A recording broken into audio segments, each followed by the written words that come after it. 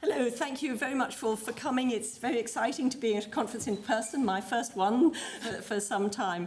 And thank you very much for inviting me and for everyone to laying on everything so beautifully. It's lovely to be here. This is a kind of offshoot of the book that I've just been writing. In fact, I thought about a bit about masculinity when I was writing, and then it kind of submerged somewhat in the main strands of the book. So this is some of the ideas that came out of it. And also about people saying, you know, on me thinking, I would like to have a woman in this book.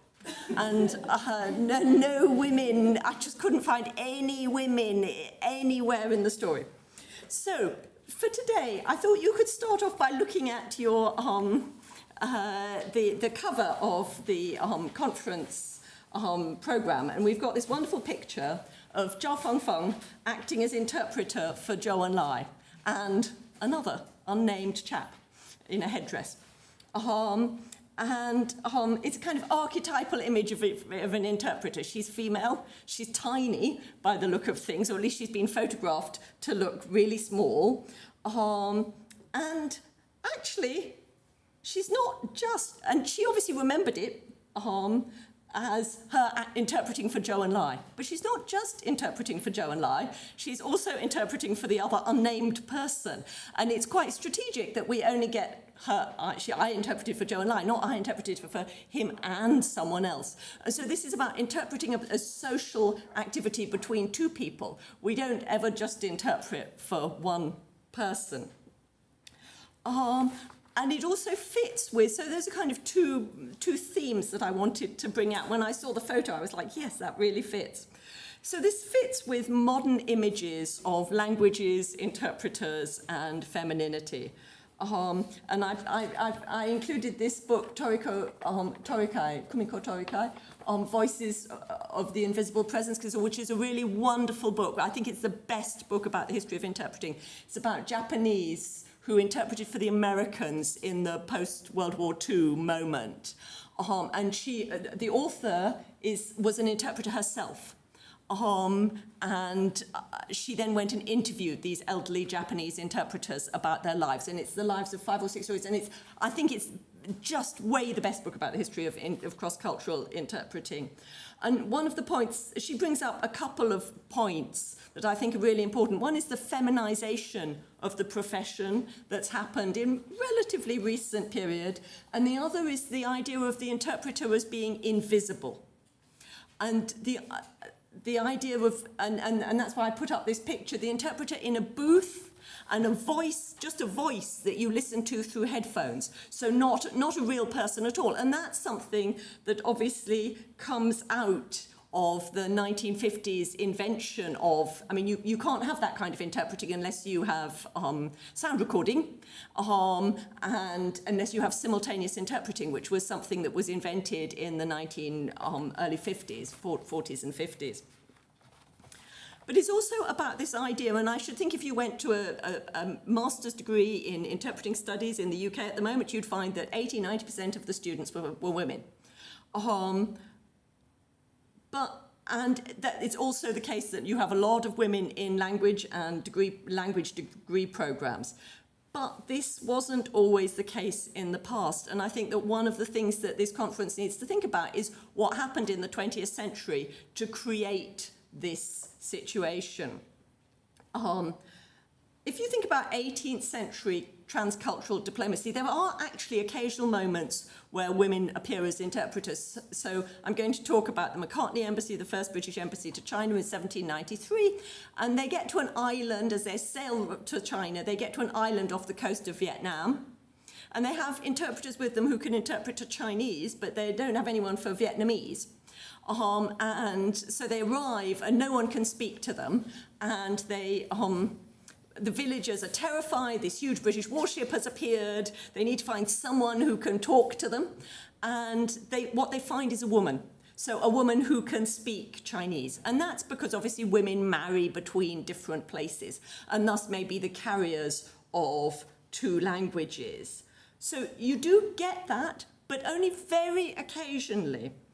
On the whole, diplomacy in this period and beyond that level, it's about entirely male spaces, strongly masculine institutions and spaces. And the result of that is that interpreting in this period, transcultural interpreting, and particularly interpreting with China, is a masculine activity, and the interaction of different cultural masculinities matters to it. So I thought we'd start off with 18th century Chinese and European masculinities, because to say that these spaces are masculine is not to say that they were the same, fairly obviously, but there are moments of overlap. There were also both, obviously, neither China nor Europe is static. Ideas of masculinity in both cultures are changing through time, and they have different key moments of transition. So key moments of transition in China, we tend to think of the late Ming dynasty, and key moments of transition in Europe, we think of the French Revolution and the 1800 transition in Europe. So if we start with Chinese masculinity, these are often framed as a wen, wu, dyad. So wen, the cultural, wu, the military, to do a rather basic translation. So different visions of what it takes to be a man. And both of these are fairly consistent through a long period of Chinese history, and I've given you a couple of examples here. Yuan Mei, a very famous poet, and this very sort of gentle image of Chinese literati manhood, but also a Manchu Su Liang, a Manchu officer, military officer with a much more tough, brave, martial self-presentation. Obviously, China was ruled by the Manchus. Those Manchu attitudes, those Manchu kinds of masculinities are feeding into this. And Yuan Mei himself learnt Manchu, which isn't something necessarily people know about him. These kinds of masculinities are interacting in this period. And then at the same time, we have European masculinities, which some of you will be much more familiar with and others probably not have thought about at all.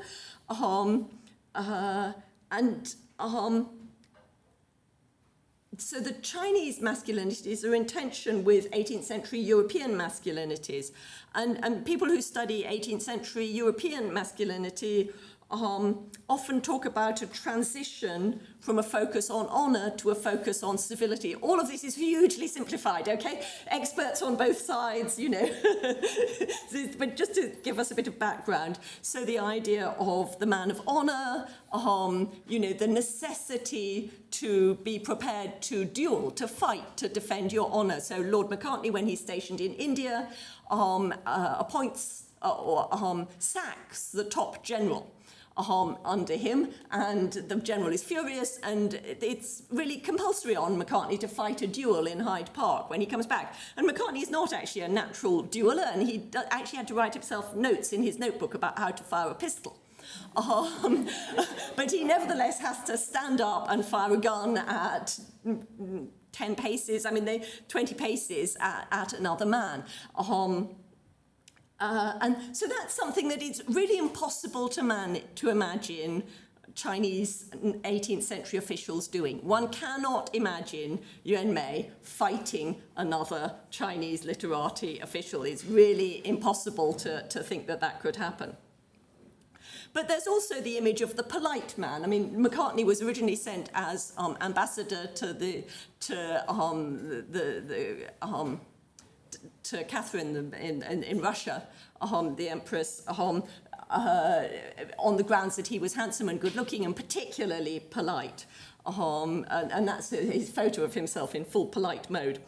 And then we get this, that what historians think of as another transition that is also relevant to today's talk, after the French Revolution, into an early 19th century model with a focus on moderation, a sense of public duty, much more restrained behaviours and costumes.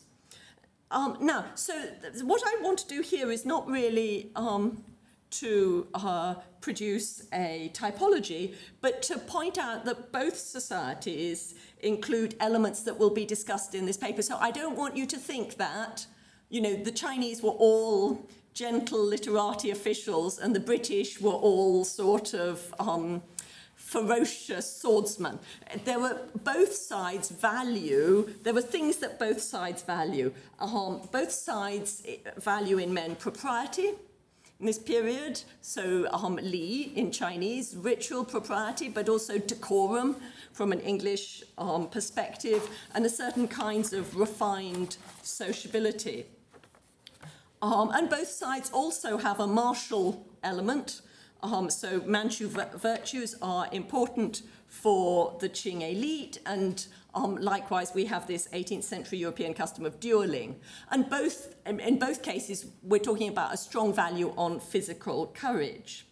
So there's a lot of also men in both societies spend a lot of time together, and a key activity they do in those spaces is drinking. And obviously that's going to be important for diplomacy. And that's something that you can do together. You don't have to have great linguistic understanding of the other side to all have a good evening drinking together. So as interpreters between these two societies are constructing themselves, there's the potential for overlap.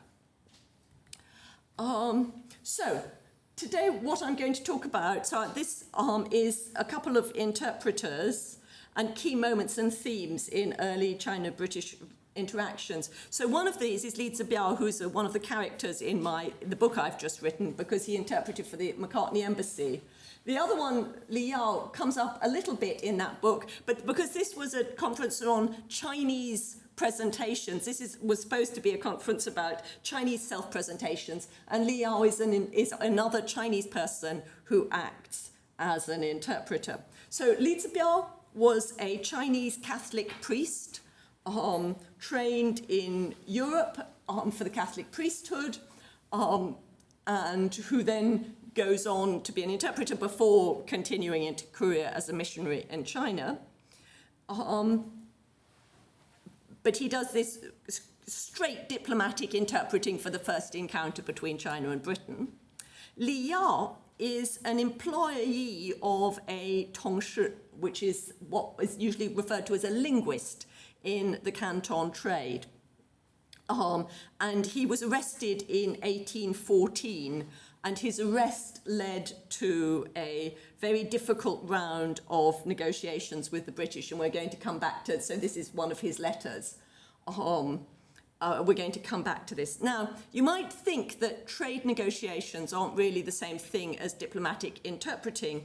However, you need to remember that Britain's relations with China were handled by the East India Company in this period, so there isn't a clear distinction between trade negotiations and diplomatic interpreting. And I think that both these activities can helpfully be considered as forms of transcultural diplomacy and transcultural interpreting.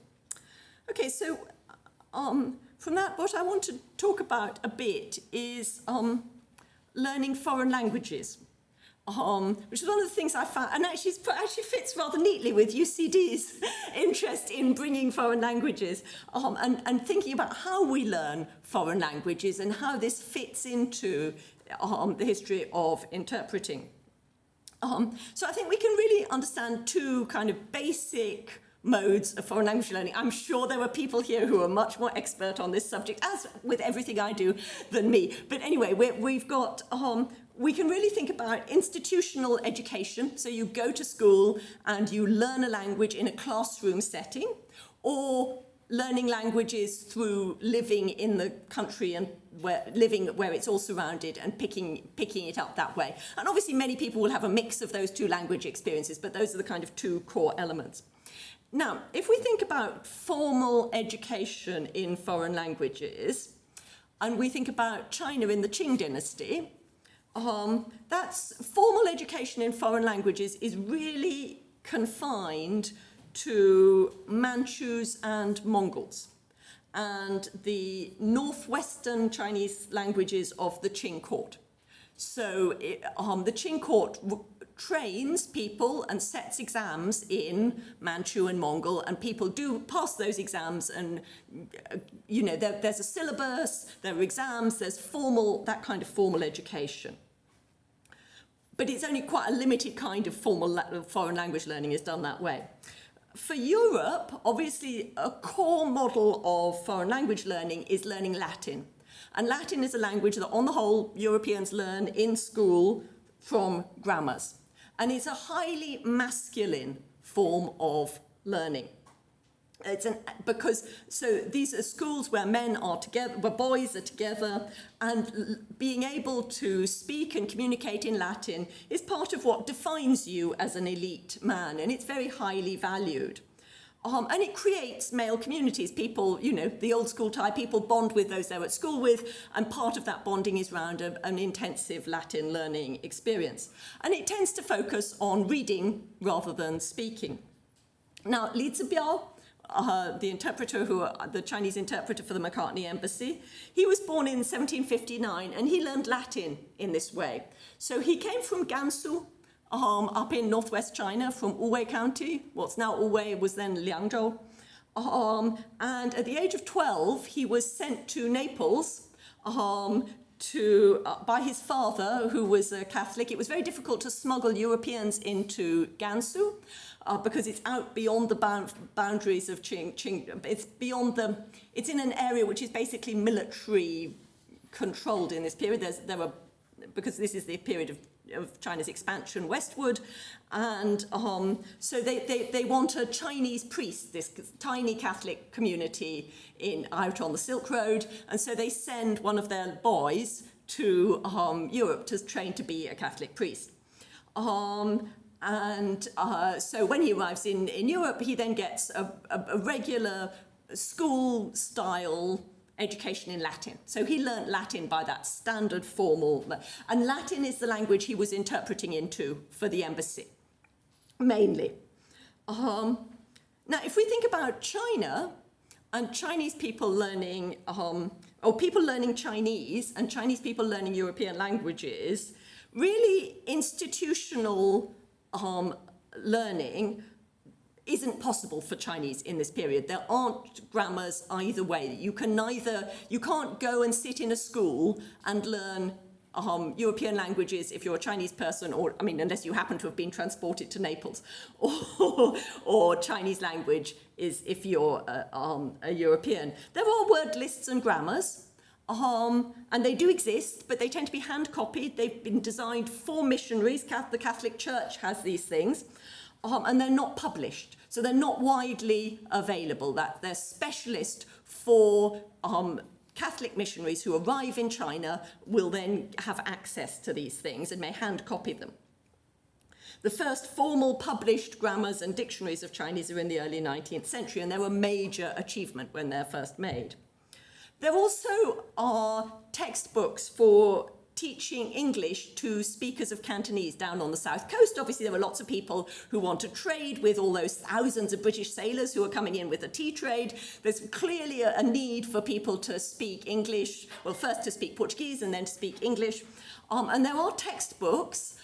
The thing is that those textbooks are not the kind of thing people hold on to, so they're really hard to date. So they're scrappy little textbooks, and some of them do survive, but we don't really know when they first originate from. And they're very, very basic. They write out European words in Chinese, in Cantonese, in Chinese characters with Cantonese pronunciation. And you could look at the work of Cheng Meibao. Meibo Qing has recently got a lovely book about these.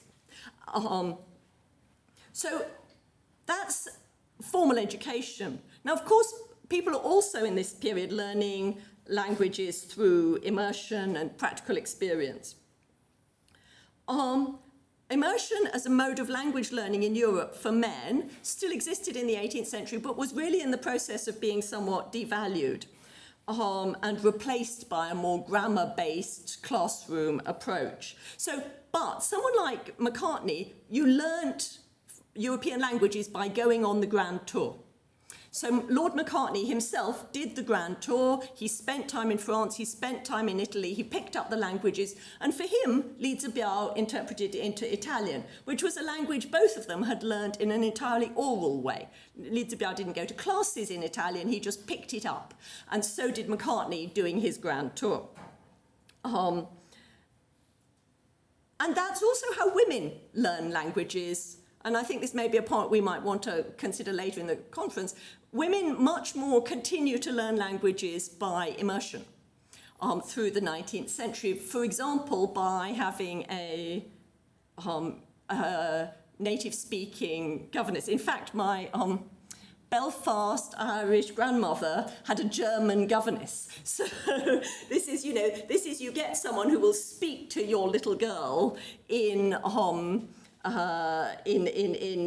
the relevant language, and that's something that happens very disproportionately to girls rather than boys.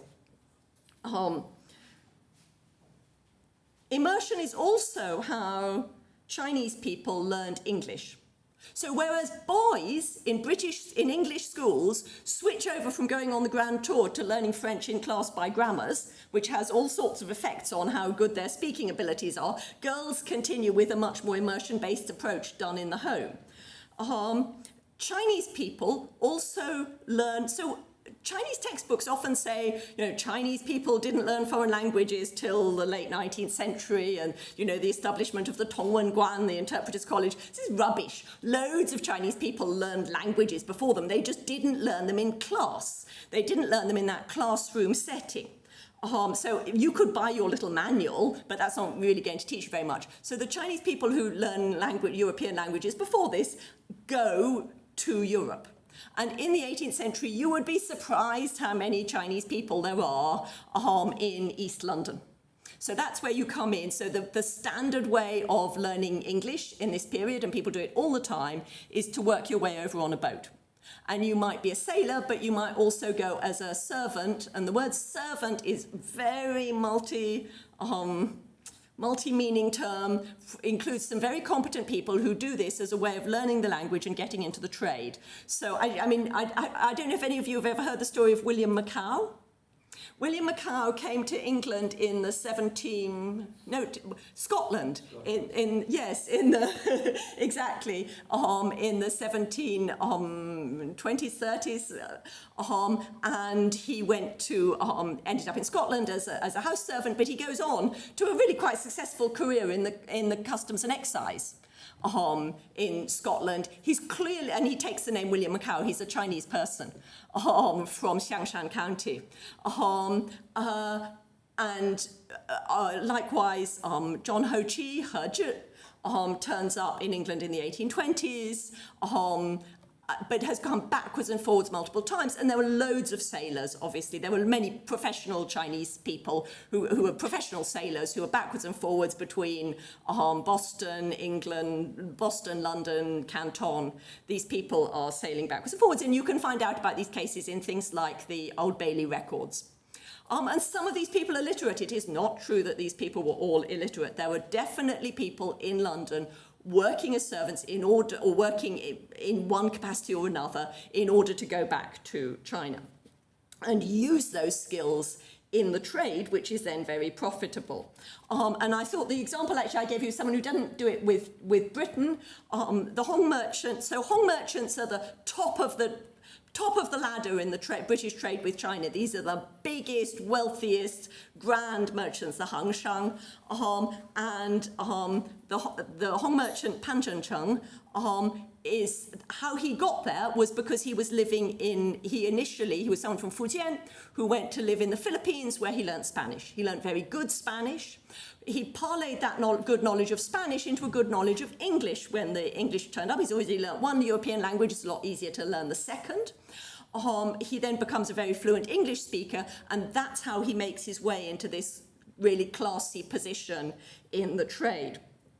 And Pan Youdu is his son, who's one of the wealthiest Hong merchants. And in fact, Pan Youdu's brother, on the basis of all this money, Pan Youdu's brother becomes a jinshu, an official at the Qing court in Beijing working on the four treasuries, the Sukul Trenshul project. Likewise, Li Yao, who I just mentioned before, he learned his English by going to work as a servant on an English ship. And we know that although that letter I showed you was in Chinese, you can see that he has signed his name. You'll see at the end where he's signing it, 明信注. Your name will, your heart will tell me your name. So he hasn't signed it in Chinese because the letter's been smuggled out of prison, but he has signed it in English, Ayu.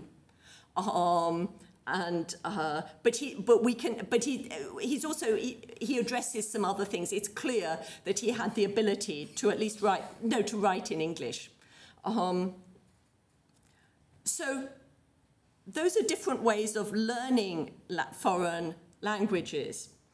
And having acquired those skills then need to be parlayed into the masculine world of 18th century institutions. Because basically only these great institutions made it possible to travel from Asia to Europe in the early modern world. So interpreters were inevitably part of them. And I'm going to talk about the Catholic Church, the British Navy, the public world of the Qing bureaucracy, and the East India Company trade. And all of these are male-only institutions, basically. And they're basically male social environments. So if we think about the Catholic Church obviously is the great global institution of the early modern period.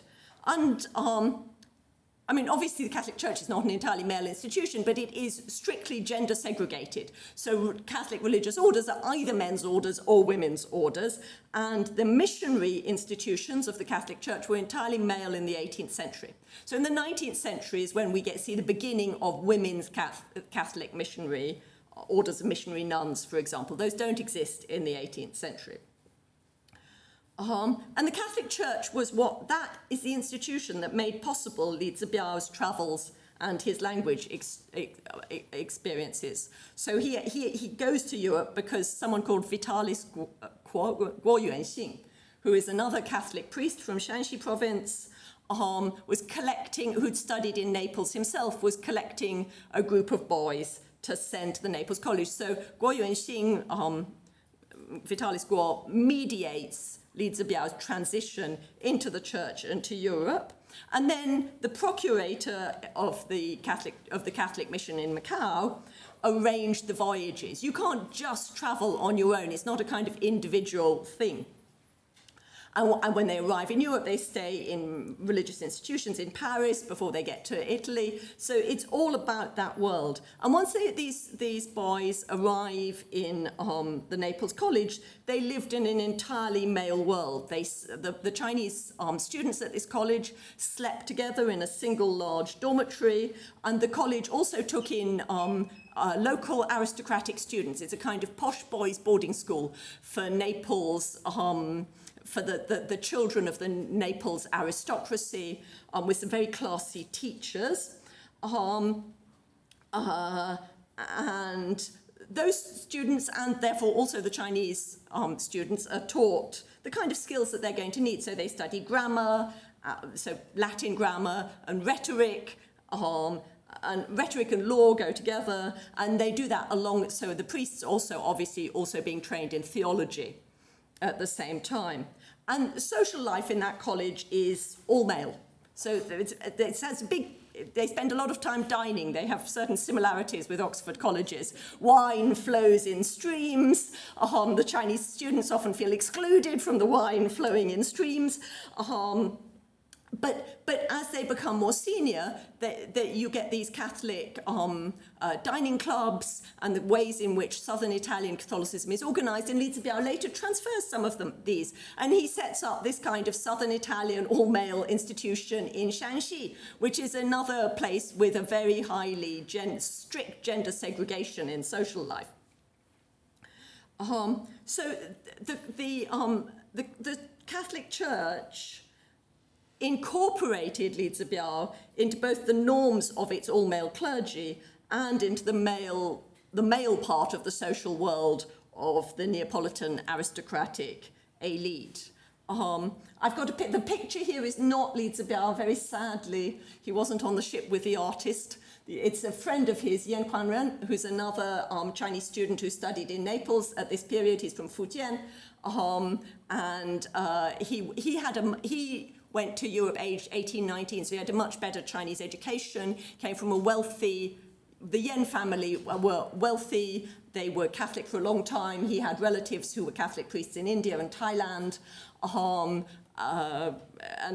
that's him, dressed in English clothes on board the ship as they travelled back to China. He wasn't the interpreter for the embassy, though, because they wanted someone with a North China accent to interpret the embassy, because the British had this bit of knowledge that North China and South China dialects were different.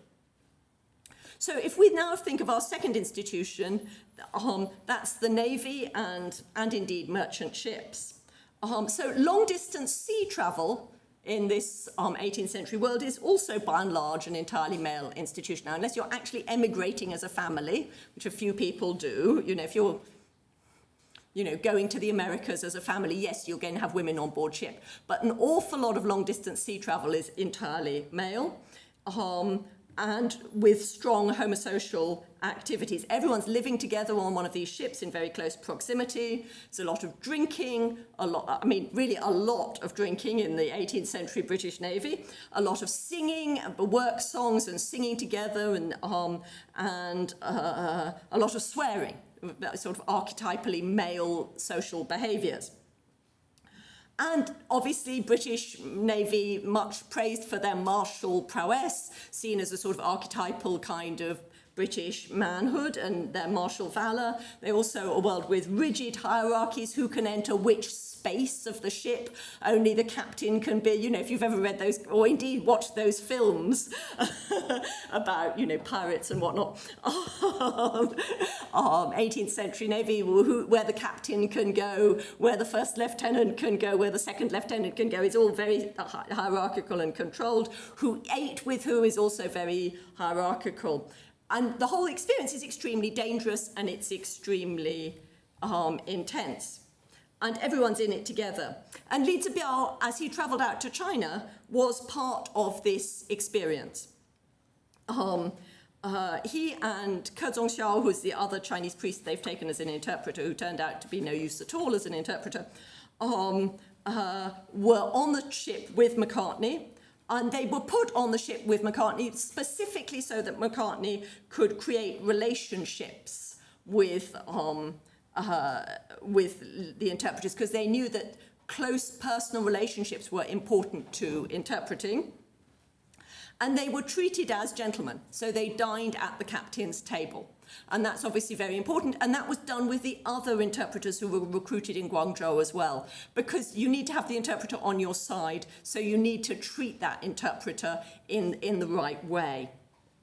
And so they were allowed to walk on the quarterdeck and the various things that the retinue of the ambassador were allowed to do that other people in the ship weren't allowed to do. They also lived through several huge storms, because they sailed through the South Atlantic, which just has really ferocious storms. The tables rolling around, when the people hanging. Poor little George Thomas Staunton, who was only 12, who was on this voyage, wrote about having cling onto the table with your legs while you were eating your meals. And then the days when there was no cooking at all, and you just had to sort of grab a bit of bread or a bit of ship's biscuit and eat it. The lower cabins of the ship were all full of water. At one point, they had a wave that was so big it went right over the ship. By the time they came out of the worst storms, the ship was leaking 8 inches of water an hour because of damage to the pump. They leaked normally, these ships, but they normally could pump it out. If they're accumulating 8 inches of water an hour, they've got a problem. So they're all sailing through the South Atlantic, and they don't even really know where they are by this point, because they've got 2 sets of reckonings and they don't agree. And there's this moment when somebody sights land, and there's a sight, sort of land, and George Leonard Staunton is in his cabin. So this is the father, this is Macartney's secretary, and he's in his cabin and he's been asleep. And he pulls on, he rushes out onto the quarterdeck in his nightgown and cap. with red, which is a white nightcap with red ribbons, and the winds are blowy, and one of the young lieutenants, it's completely not okay to be on the quarterdeck in this kind of get-up, and one of the young lieutenants gets up a big speaking horn that they shout the ship's orders through and yells at him, "Are you a spirit or a goblin?" And he's like, "What on earth is going on?" And then he realizes, and he thinks it's incredibly funny, and everyone rocks around laughing. And it's this kind of, you can feel that they've all had a really frightening experience. They're all kind of in it together. There's a sort of sense of bonding by all that danger that they've been through together, and all the laughter and the kind of relief that's coming up when they see land. So they've got these very strongly enforced rules. It's also extremely dangerous. So lots of people fall overboard on 18th century ships. I mean, if you think that you're getting 12-year-old boys to climb the rigging in the middle of storms, people die. But actually more people died on this voyage from disease and scurvy. So when they get becalmed in the tropics, when they get just off Jakarta, off what's then Batavia, Li Zibiao around that point is one of the people who becomes very, very ill. So he got scurvy, and that produces huge swellings on his back and chest. I mean, everybody's convinced he's going to die. Well, at least the Chinese priests are. The British say, no, we know this is just scurvy. He'll be okay when we get some vegetables. So living through all that is a very powerful bonding experience for everybody who's gone through it and all the people on board. We then have another entirely masculine world, which is the public world of the Qing bureaucracy. So Qing officials actually quite often travel to their posts with their families, but their public world is an entirely male space. And it fits quite easily with the British Embassy's male world. So that's obviously something very different once you get to 20th century diplomacy, where lots of ambassadors have ambassadors' wives, and there's kind of a role for the ambassador's wife. That's not something that's going on in this kind of transcultural diplomacy of the 18th century. So a nice example of this is the first arrival of the two Qing officials who come out to welcome the British when they first arrive off Tianjin. They bring with them food and lots of vegetables, which obviously, and meat and fresh food, which the British are super excited about. And the British immediately invite the Qing officials to dinner on this wonderful food. And after dinner, they settle down to some pretty heavy drinking with the Qing officials. They work their way through gin, rum, arak, plus shrub, raspberry and cherry brandy. And by the time the Qing officials leave, they shook hands like Englishmen, which, goodness, they must have been quite hard-headed. And it's not surprising that they're kind of grasping hands at the point of departure after all that. If we then think of the receptions for the emperor's birthday, which happens in Chengde, these are also entirely male occasions. Now, this is actually not a picture of that sort of receptions. It's a picture of a rather similar occasion where the Qing emperor is out there in what's now Chengde receiving Mongols. But we've got the same thing with massed rows of men, Chinese official men. So when Lord Macartney arrives, there's a circle formed around the emperor's tent. So remember, the Qing and Manchu, so Macartney is meeting the emperor in a yurt, basically. The emperor is sitting in that white yurt at the end, which has a yellow pavilion attached to the front of it, and then all the officials are seated in rows. But on the occasion which is Macartney, it's connected with the emperor's birthday celebrations. There are many more people present. There are, in fact, the emperor's tent is surrounded by a circle approximately 100 yards in diameter. There was a British military chap there who was stuck outside the gate counting for long hours, and he worked it out that there was 100 yards in diameter with mandarins, so officials, people in official dress, about 10 deep all round the 100-yard circle. So that's about 3,000 officials, each with about 6 attendants.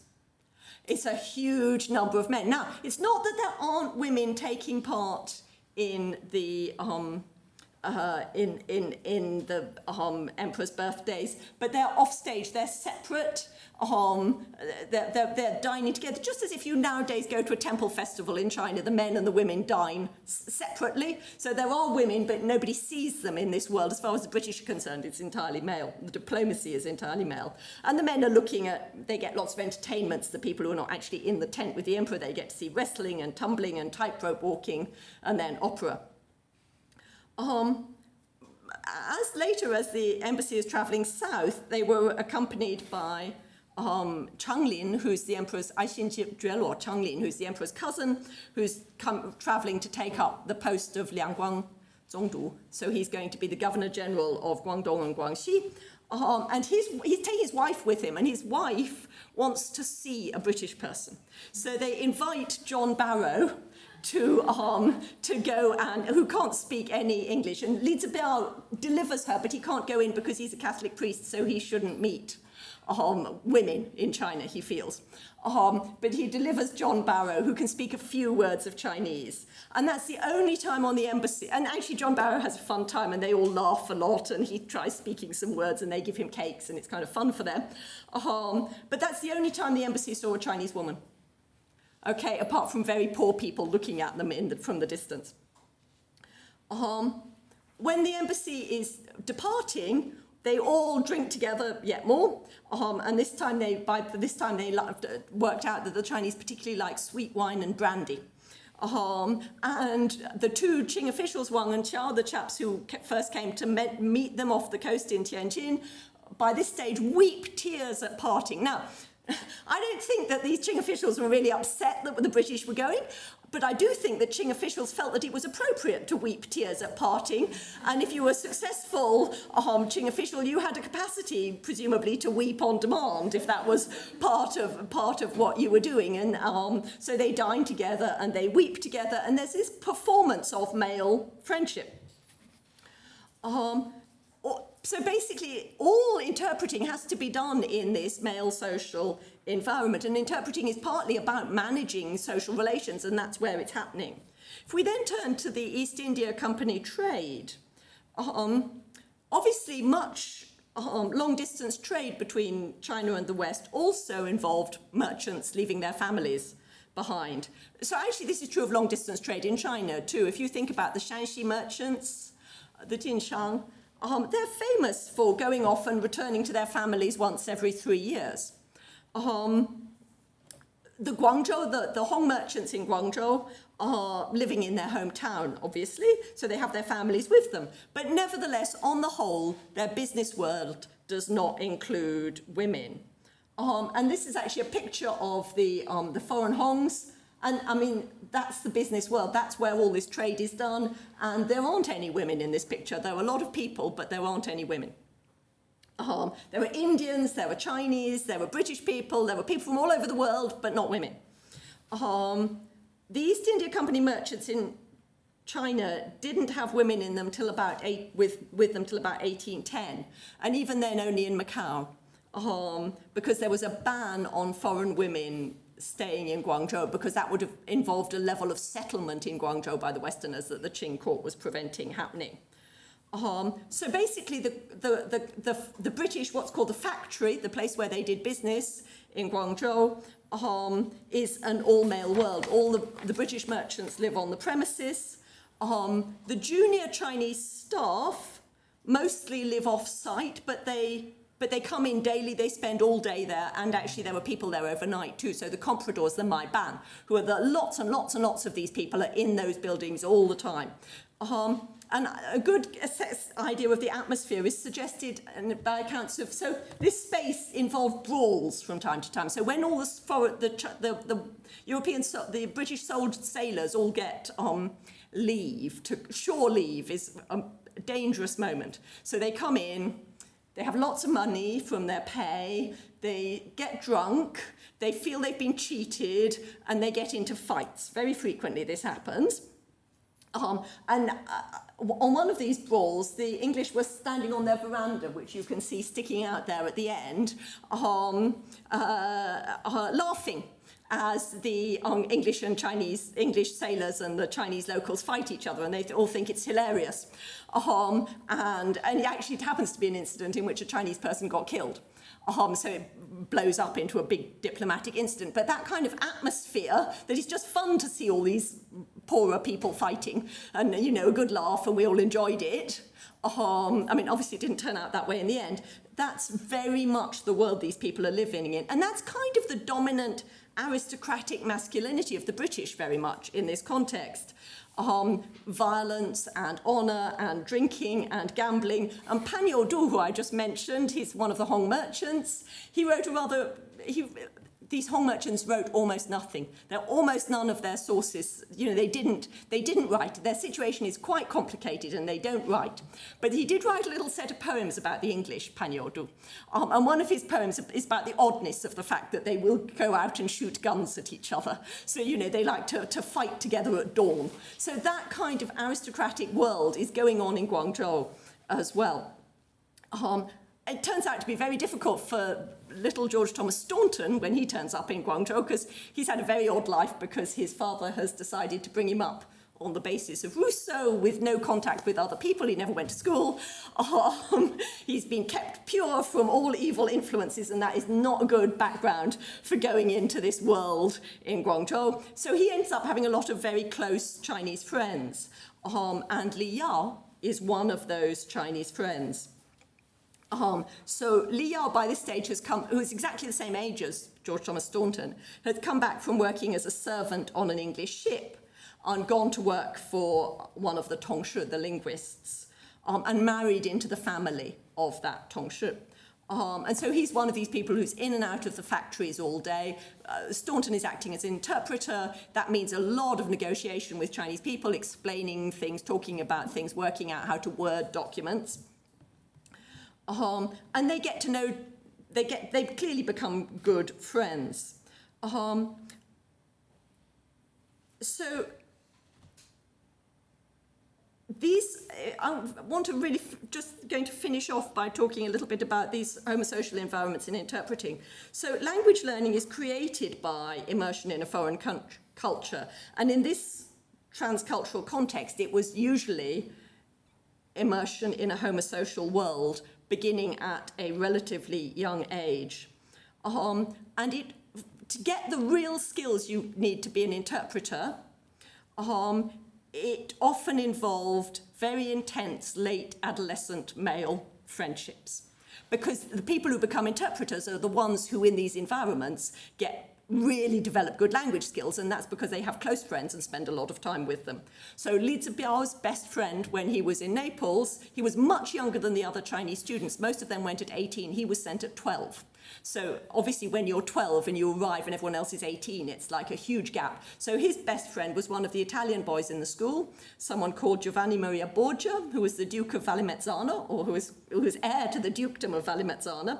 And they were still writing to each other in 1826, so nearly 30 years after Li Zibiao returned to China, talking about the conjunction of our souls, which began in our earliest years. They were clearly very, very... And he's the only person to whom Li Zibiao writes using the Italian informal you.